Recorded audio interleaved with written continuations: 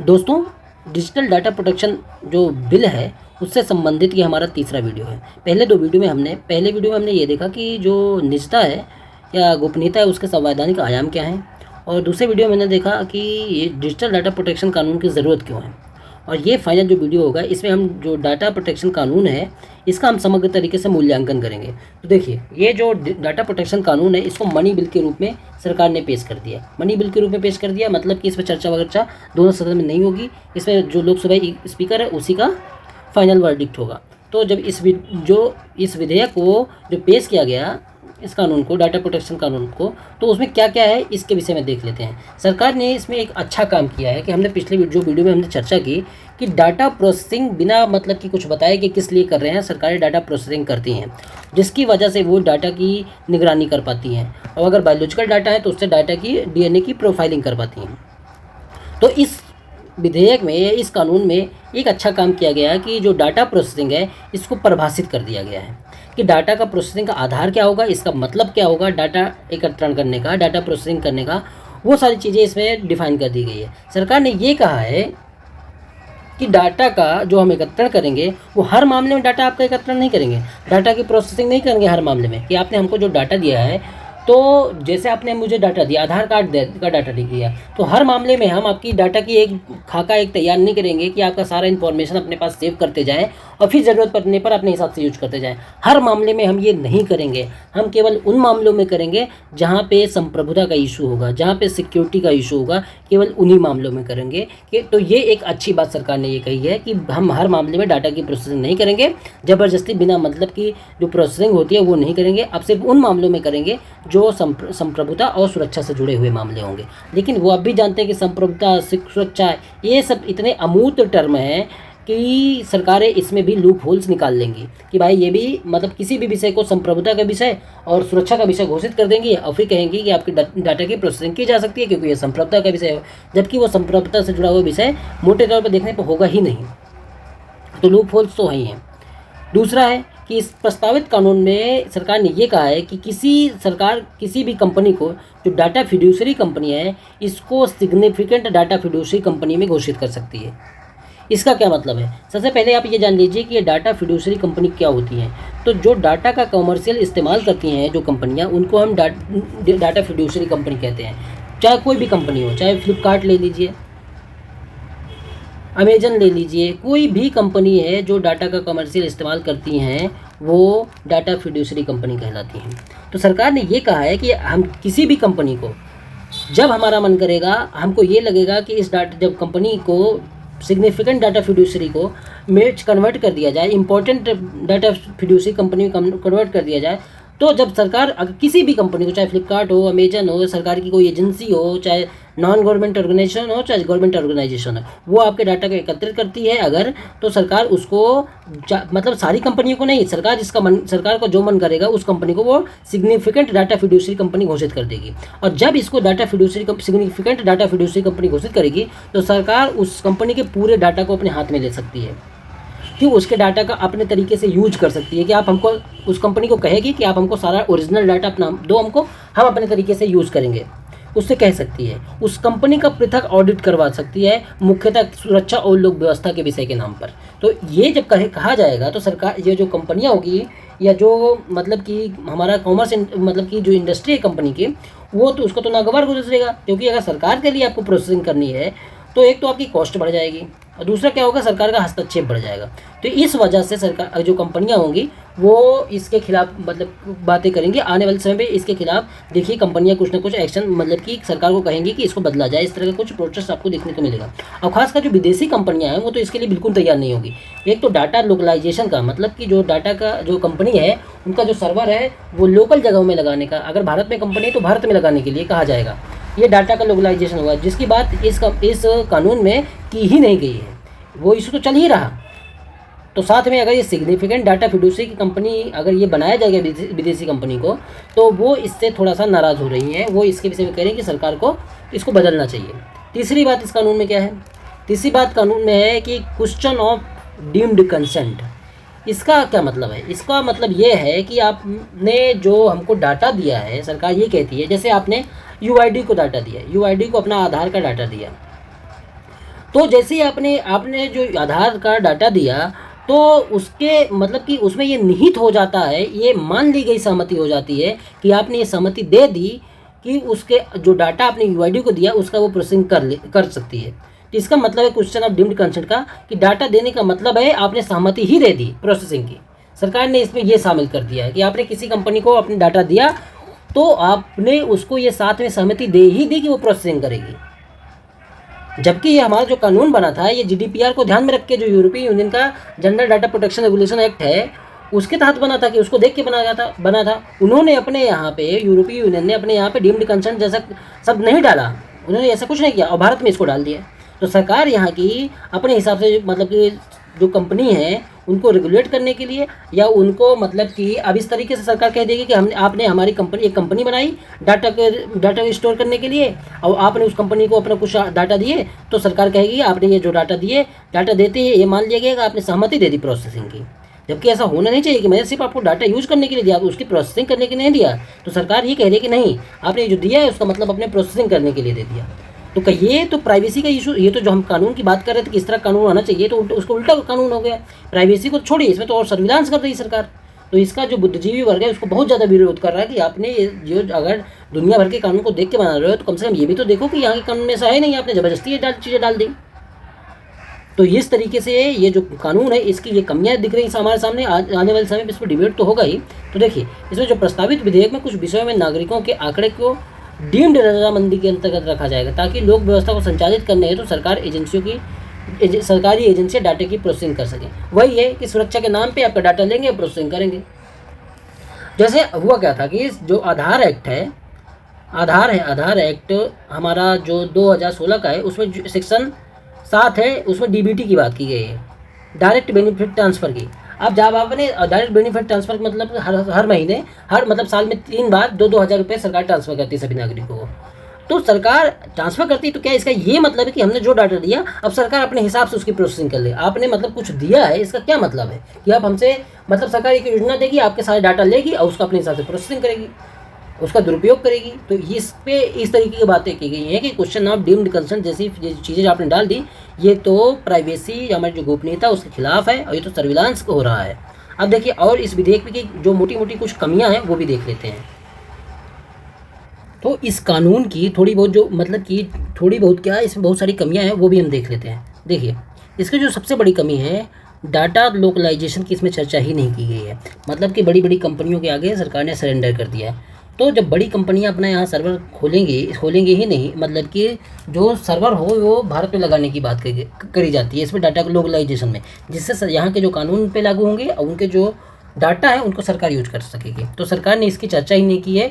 तो बड़ी बड़ी कंपनियां अब यहाँ पे अपना सर्वर लगाने के लिए बाध्य नहीं है। इससे होगा क्या, एक तो डाटा ब्रीचिंग होगी, भारतीयों का डाटा विदेशों में जाएगा, साइबर क्राइम होगा तो उसमें सरकार का कंट्रोल नहीं हो पाएगा, स्प्लिंटर नेट जैसी चीज़ें होंगी। स्प्लिंटर नेट का मतलब क्या है दोस्तों? स्प्लिंटर नेट का मतलब है कि जो हम इंटरनेट है उसको कई कंपार्टमेंट में बांट देना। मतलब कि जो कंपनी होगी या सरकार होगी, वो जिस इन्फॉर्मेशन को आपको दिखाना नहीं चाहेगी, आप उसको ज़िंदगी भर देख ही नहीं पाएंगे। देख भी पाएंगे तो उसके लिए बहुत ज़्यादा मतलब कि आपको शैक्षणिक दक्षता चाहिए, या कंप्यूटर यूज करना आपको इस तरीके से आना चाहिए आपको खोज सके, नहीं तो आप इसको खोज ही नहीं पाएंगे। डार्क नेट में डाल दिया जाएगा, उसे साइबर क्राइम में डाल दिया जाएगा, तो आप मतलब कि जब डाटा लोकलाइजेशन नहीं होगा तो इस तरीके की समस्या और आपको देखने को मिलेंगी।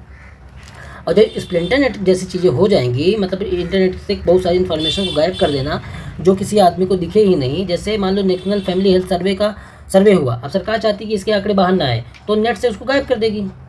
तो इसको स्प्लिंटर नेट बोलते हैं।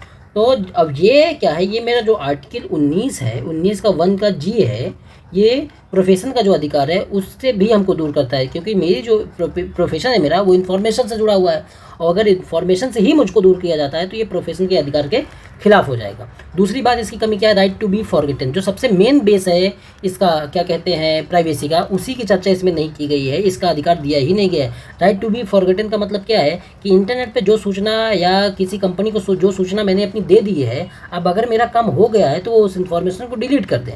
लेकिन सरकार ने ऐसा इसमें कुछ भी नहीं किया। मतलब कि अगर जैसे मान लीजिए एयरटेल को मैंने अपनी सिम लेने के लिए मैंने अपना आधार कार्ड दिया, बायोमेट्रिक इन्फॉर्मेशन दी, अब कुछ दिन के बाद अब मुझे लगता है कि मुझे एयरटेल की सिम नहीं यूज करनी, तो मैं उसको हटाना चाहता हूँ, तो फिर एयरटेल इस बात की कोई गारंटी मुझे नहीं देता है कि अब आपके डाटा यहाँ से सब कुछ हटा दिया जाता है, इस बात की गारंटी एयरटेल नहीं देता है। अब क्या करेंगे, वो उस डाटा की प्रोसेसिंग करेंगे और फिर मुझे बार बार फ़ोन करते रहेंगे कि हमारी आप सिम ले लीजिए। अब उनके पास ये फ़ोन नंबर कहाँ से जाता है, तो ये नंबर उनको इससे जाता है कि हमने उनकी सिम ली है, उन्होंने हमारे डाटा को प्रोसेस किया है और फिर वो डाटा किसी और कंपनी को भेजते हैं, वो कंपनी हमें किसी और काम के लिए काम करती, मतलब फ़ोन करती है। अमेजन है, फ्लिपकार्ट है, इस पर आपने अपना, या नेटफ्लिक्स, आपने अपना क्रेडिट कार्ड यहाँ पे लॉगिन कर दिया। अब बार बार क्या होगा कि आप अब उसको यूज नहीं करते हैं, उसके बाद भी ये कंपनियां आपके क्रेडिट कार्ड का डाटा, आपके जो मतलब कि आधार का डाटा, आपकी फ़ोन नंबर, ये सब रखती हैं, उसको हटाती नहीं है। तो इसमें यही कहा गया है कि इसमें राइट टू फॉरगेटन होना चाहिए, जो इस कानून में नहीं है। तो बस इसमें थोड़ी सी चर्चा राइट टू इरेज की गई है।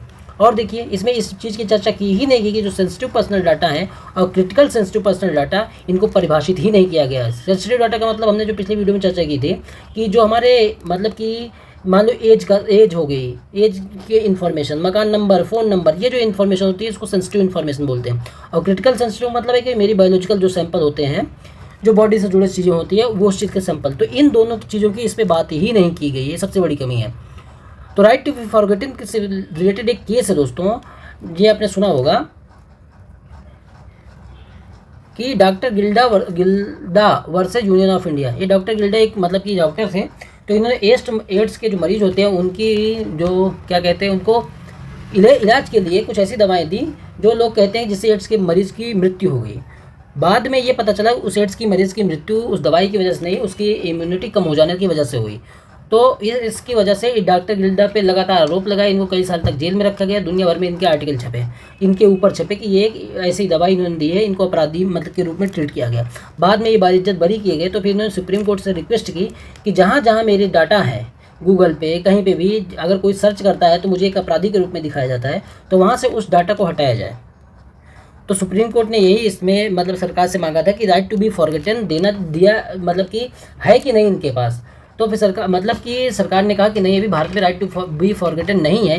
क्यों नहीं है? क्योंकि यहाँ पे फॉरेंसिक साइंस में या मतलब कि कुछ अगर अपराध होता है तो बायोलॉजिकल साइंस में कुछ सैंपल की ज़रूरत पड़ती है, इसलिए हम आपको इस तरह के जो वो है क्या कहते हैं अधिकार, राइट टू बी फॉरगेटन, उस तरह के अधिकार अभी नहीं दे सकते। लेकिन होना यही चाहिए दोस्तों कि इस तरीके के जो अधिकार, राइट टू बी फॉरगेटन, इस तरह के अधिकार आंशिक रूप से देने चाहिए। अगर कोई भी आदमी अपराधी नहीं था, उसके खिलाफ इस तरह की चीज़ें आई, तो कम से कम वहाँ से इन्फॉर्मेशन हटाई जानी चाहिए, क्योंकि उसको दोबारा समाज में आना है, प्रैक्टिस करनी है। तो इस तरह से जब उसकी इमेज ख़राब रहेगी तो प्रैक्टिस या डॉक्टर अगर है तो कैसे कर पाएगा आगे, तो इसलिए होना चाहिए। और इसकी परिभाषा जो बायोलॉजिकल संपत्ति, ये किसके तहत किया गया था सरकार द्वारा? CRPC 53 के तहत बायोलॉजिकल सैंपल सरकार इकट्ठा कर सकती है। तो लेकिन ये बायोलॉजिकल सैंपल किस नाम पे इकट्ठा कर सकती है, इस चीज़ को किसी भी जगह पे डिफाइन नहीं किया गया, और इसी का सरकार दुरुपयोग करती है, और इसी से डाटा सर्विलेंस को और ज़्यादा बढ़ावा मिलता है। और देखिए RTI का इससे क्या लेना देना है, इस मतलब कि डाटा प्रोटेक्शन जो कानून आया है वो RTI से कैसे कॉन्ट्राडिक्ट कर रहा है, उसको विषय में देखते हैं। देखिए आगे इस कानून में क्या कहा गया है कि उपरोक्त प्रस्तावित विधेयक के अनुसार सरकार किसी भी संस्था को डाटा संरक्षण कानून से दूर रख सकती है, या दूसरे शब्दों में उन्हें RTI अधिनियम के अंतर्गत विशेष छूट प्रदान कर सकती है। इसका क्या मतलब है? इसका मतलब है कि दोस्तों कि RTI अधिनियम की धारा जो 81J है वो RTI के अपवाद की बात करती है। और RTI के अपवाद का क्या मतलब है कि RTI जो है, जो राइट टू इन्फॉर्मेशन है हमारा, इसमें सुप्रीम कोर्ट ने Rajnarayan case versus Indira Gandhi case में ये कहा था कि सूचना का अधिकार एक फंडामेंटल राइट है, और जब फंडामेंटल राइट है तो सूचना हमको प्राप्त होनी चाहिए। तो हमारा जो कानून है RTI का, उसकी धारा 81J है, उसमें सरकार क्या कहती है कि अगर सुरक्षा से जुड़ा हुआ मामला है तो उसको हम RTI की धारा 81J में डाल देंगे। जैसे मान लो कि CBI की एजेंसी है, NIA है और IB है, इस तरह की एजेंसी से जुड़े जो डाटा हैं उनको हम 81J में डाल देंगे RTI की धारा। और इनसे जुड़ी आप इन्फॉर्मेशन अगर मांगना चाहें, आप चाहें कि पब्लिक में आई इन्फॉर्मेशन, तो सरकार ये कह के मना कर सकती है कि नहीं, इनका जो इन्फॉर्मेशन है, इनसे जुड़ी इन्फॉर्मेशन हम इसलिए नहीं देंगे कि वो सुरक्षा से जुड़ा हुआ मामला है। तो ये RTI का अपवाद धारा 81J। तो इसी को प्रयोग करते हुए सरकार ने ये कहा है कि सरकार जिस भी कंपनी को चाहे, सरकार मतलब कि जो कंपनी डाटा का यूज करती है, जैसे UADI है या कोई और भी कंपनी सरकार बनाए, और उसको अगर ये कंपनी को सरकार 81J में डाल दे जो RTI की धारा है, तो आप उससे इन्फॉर्मेशन मांग ही नहीं सकते जिसने आपके डाटा का प्रयोग किया है। तो ये मतलब कि सरकार आरटीआई का जो कानून है उसको डाइल्यूट कर रही है। मतलब प्राइवेसी का जो कानून है आरटीआई का प्रयोग करके, आरटीआई की धारा जो 81J है इसका प्रयोग करके प्राइवेसी का जो कानून लाया जा रहा है उसको सरकार ने डाइल्यूट किया है। अब इसमें अगर सरकार लोकल पुलिस सबको इसी में डाल दे और उससे अगर आप इन्फॉर्मेशन कुछ प्राप्त ही ना कर पाएँ, क्यों? क्योंकि वो आरटीआई की धारा 81J में डाल दी गई है और 81J कहता है कि सुरक्षा के नाम पे ये एजेंसियां आपको डाटा प्रोवाइड करवाने के लिए बाध्य नहीं है। और इस तरीके से अगर डाल दिया गया सारी एजेंसियों को तो इस जो प्रोटेक्शन कानून है, डाटा प्रोटेक्शन कानून, इसका कोई औचित्य ही नहीं रह जाएगा। तो ये सबसे बड़ी बात है कि इससे आरटीआई का जो कानून, आरटीआई अधिनियम है, ये भी कमज़ोर होगा और जो प्राइवेसी का कानून लाया जा रहा है ये तो और कमज़ोर होगा ही होगा। और इस विधेयक में क्या कहा गया है? इस विधेयक में डाटा चोरी होने पर मुआवजे का प्रस्ताव रखा गया है एवं पेनाल्टी का भी प्रस्ताव रखा गया है। बहुत बड़ा प्रस्ताव है दोस्तों, 200 करोड़ 300 करोड़ इस तरीके पेनाल्टी की प्रावधान है कि अगर कोई कंपनी इस तरीके से आपका डाटा चोरी करती है तो उसमें इस तरह की पेनाल्टी लगाई जा सकती है। और देखिए, जैसे एक इशू उठा था अमेरिका में कि जो एक अमेरिका की माइक्रोसॉफ्ट जो कंपनी है उसने एक सॉफ्टवेयर बनाया था फोटो डीएनए। इसका ये यूज करती थी, जैसे मान लो कि किसी ने कुछ अपराध किया तो उस कंपनी द्वारा ही फोटो डीएनए सॉफ्टवेयर का यूज करके, जैसे मान लो किसी ने अपराध किया उसका धुंधला चेहरा दिख रहा, तो उसी तरीके के जितने भी फ़ोटो होते थे सोशल मीडिया पे सरकार सबको छान देती थी इस फोटो डीएनए सॉफ्टवेयर का यूज करके। अब एक आदमी का डाटा जानना, उसकी वजह से आपने 1000 आदमी का डाटा देख लिया, तो फिर इसके खिलाफ केस हुआ कि नहीं, ऐसा नहीं होना चाहिए। तो अमेरिका में इसको हटाना पड़ा, राइट टू फॉरगेटन देना पड़ा सरकार को कि भाई आप एक आदमी का डाटा जानना चाहते हैं, उसके लिए आपने 1000 आदमी का डाटा देख लिया क्योंकि आपको लगता है ये उसकी फ़ोटो से मैच कर रहा है, तो इसको हटाना पड़ा। वहाँ पे राइट टू बी फॉरगेटन है, तो यहाँ पे भी राइट टू बी फॉरगेटन जैसी चीज़ें होनी चाहिए। अब ये हमने देख लिया कि इस जो डाटा प्रोटेक्शन कानून है इसमें क्या क्या है और उसकी कमियाँ क्या है, और अब इसमें देखते हैं कि उस कमियों को दूर करने के समाधान क्या हो सकते हैं। यही हमारा फाइनल पॉइंट होगा।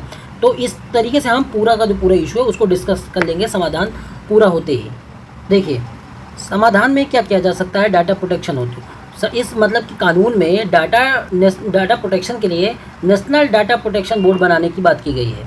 तो इसके साथ साथ अगर नेशनल प्राइवेसी कमीशन भी बनाया जाएगा, जो मतलब कि अगर डाटा चोरी हो रहा तो उसका विनियमन तो करे। अगर उसके पास कोई जाए लेके कि हमारा डाटा चोरी हो रहा तो सुओ मोटो जैसी चीज़ें भी तो हों कि भाई डाटा चोरी हो रहा तो उसके लिए वो खुद ही आगे बढ़ के आए। ये ना सोचे कि लोग हमारे पास आएंगे। जब तक खुद एजेंसियाँ खुद ही आगे बढ़ के काम नहीं करेंगे तो डाटा चोरी होने की संभावना ज़्यादा बढ़ती रहेगी।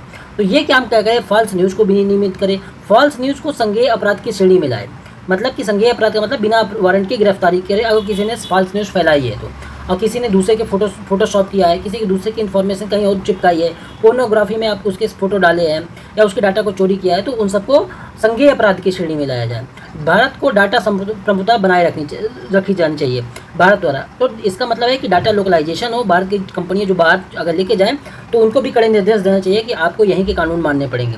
ये सारी चीज़ें की जाए। और क्या किया जाए कि डाटा प्रोटेक्शन कानून आए और जो आ गया है, लेकिन हमको बेसिक जो 3 चीज़ें कभी नहीं भूलनी चाहिए। एक तो फ्री स्पीच, सिविल लिबर्टी और प्राइवेसी, इनको केंद्र में रख के ही कोई कानून आगे बढ़े। तो ये इस तरीके से हमने पूरा जो इशू था प्राइवेसी का, जो डाटा प्रोटेक्शन का, वो हमने डिस्कस कर लिया। इस पर एक सवाल है कि गोपनीयता का मूल अधिकार केवल तभी परिपूर्ण होगा जब भारत में एक सशक्त डाटा संरक्षक कानून निर्माण किया जाएगा। तो ये अब टॉपिक तीनों जो हमने 3 वीडियो में शेयर किए, अगर पढ़ लेंगे तो ये सवाल आसानी से हो जाएगा। ये PDF मैं अपने टेलीग्राम चैनल पर डाल दूंगा। कुछ भी एक्स्ट्रा आगे आता है तो आप इसी पे इतनी जगह लिख सकते हैं। तो इस तरीके से ये हमारा जो टॉपिक था कंप्लीट होता है दोस्तों। धन्यवाद।